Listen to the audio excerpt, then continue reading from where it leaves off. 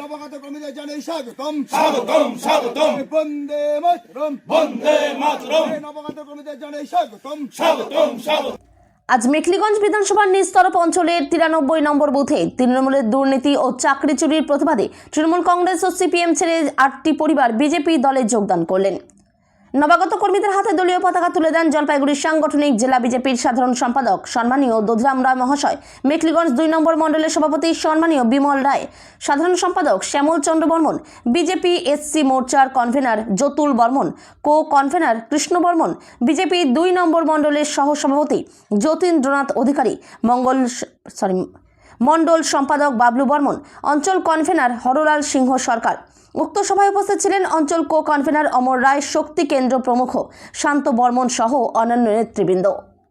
যোগদান প্রোগ্রাম হলো, এই বিষয়ে আপনি কি বলবেন?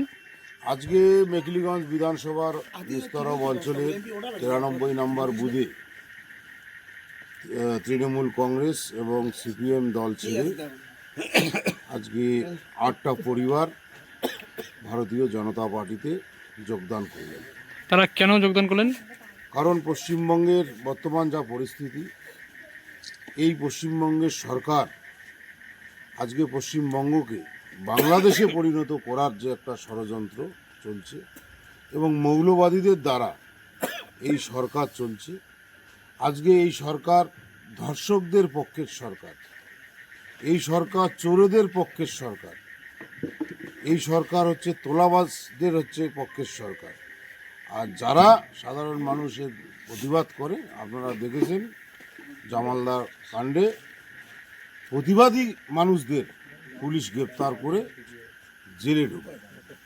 এই সরকারকে আর এক দিনের জন্য পশ্চিমবঙ্গে রাখা যায় না।